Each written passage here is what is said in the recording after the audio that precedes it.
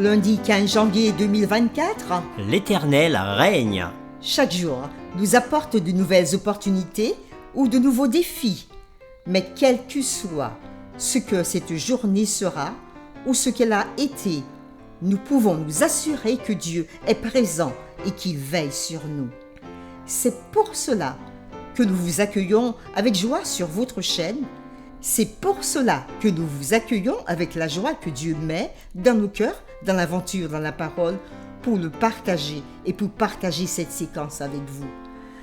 Et vous, soyez aussi actifs avec nous pour répondre le message en likant et en partageant le lien. Et si c'est la première fois que vous nous écoutez, en vous abonnant pour recevoir les notifications.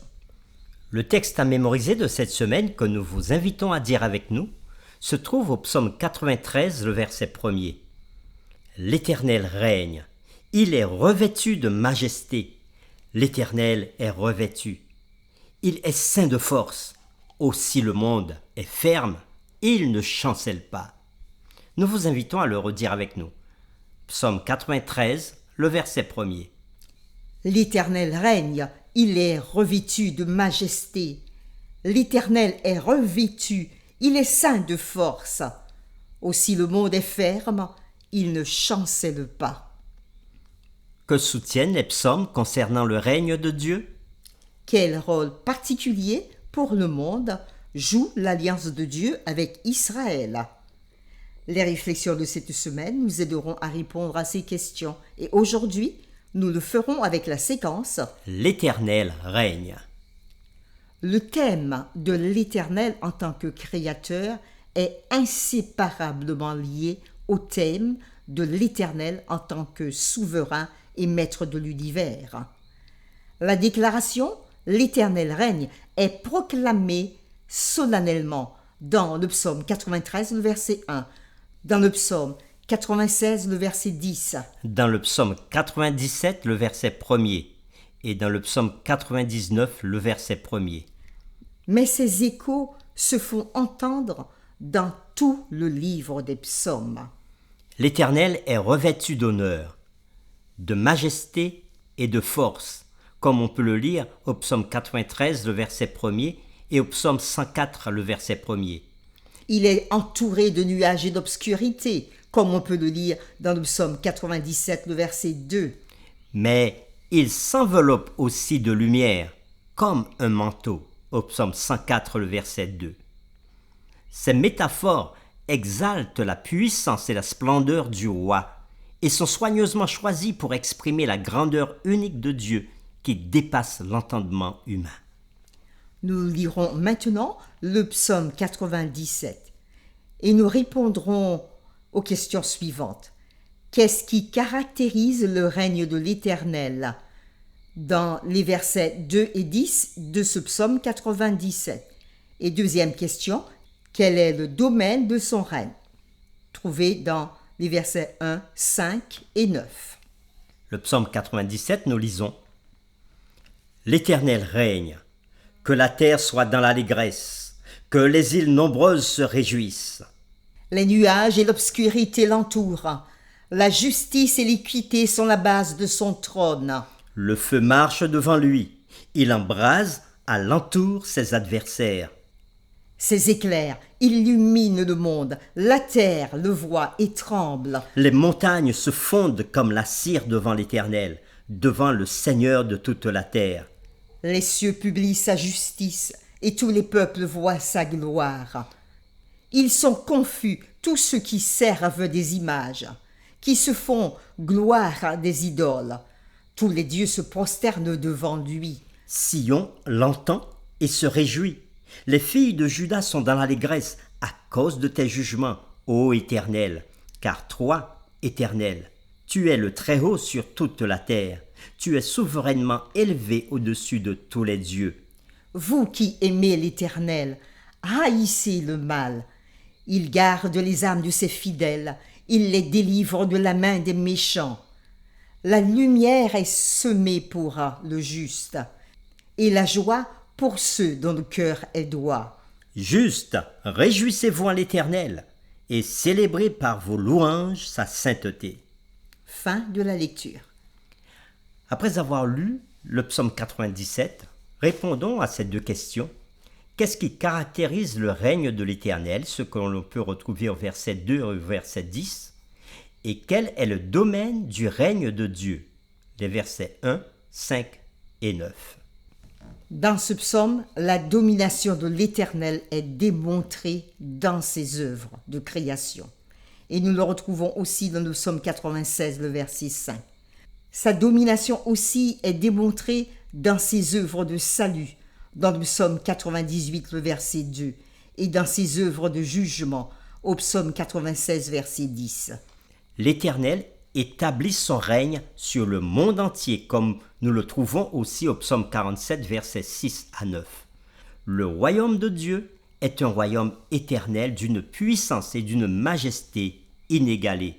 C'est ce que nous dit aussi le psaume 45, verset 6, le psaume 93, versets 1 et 2, et le psaume 103, verset 19. Le règne de l'Éternel est fondé sur la miséricorde, la justice et la droiture, et il apporte ordre et stabilité au monde créé. C'est ce qui nous est rappelé au psaume 98, verset 3, et au psaume 99, verset 4. Le règne de Dieu unit les adorateurs célestes et terrestres dans sa louange. On le voit aussi au psaume 103, versets 20 à 22 et au psaume 148. De nombreux psaumes envisagent que toute l'humanité reconnaisse la souveraineté de Dieu.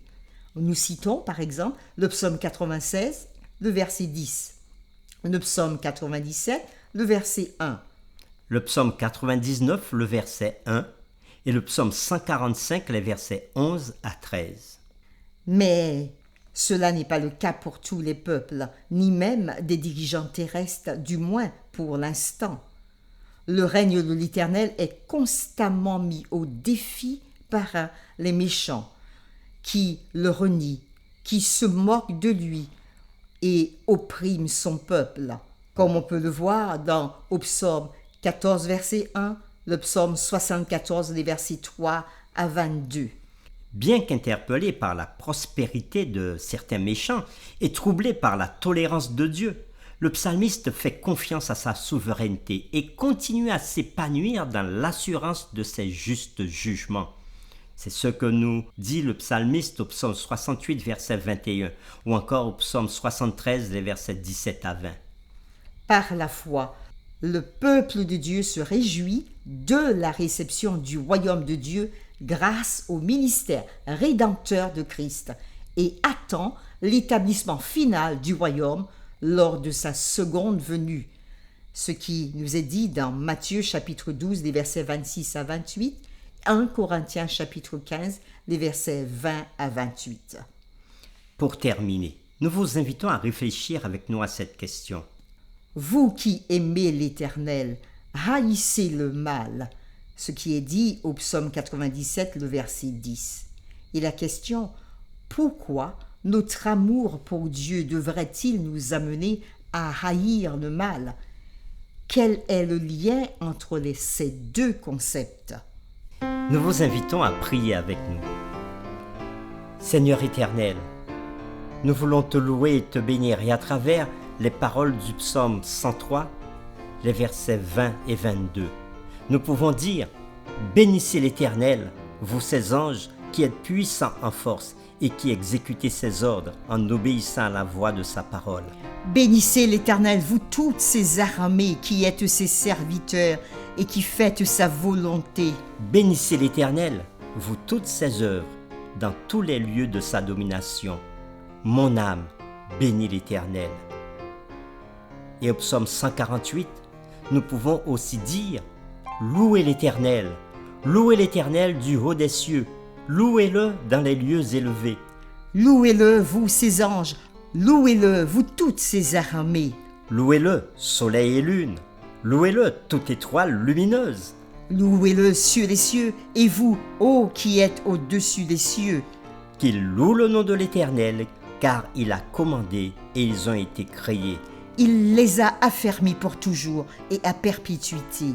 Il a donné des lois et il ne les violera point. Louez l'Éternel du bas de la terre, monstres marins, et vous tous abîmes. Feu et grêle, neige et brouillard, vents impétueux qui exécutaient ses ordres. Montagnes et toutes les collines, arbres fruitiers et tous les cèdres. Animaux et tout le bétail, reptiles et oiseaux ailés, rois de la terre et tous les peuples, princes et tous les juges de la terre. Jeunes hommes et jeunes filles, vieillards et enfants.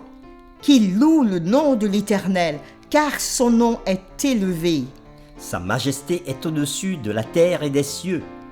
Il a relevé la force de son peuple, sujet de louange pour tous ses fidèles, pour les enfants d'Israël, du peuple qui est près de lui. Louez l'Éternel. Amen. Amen.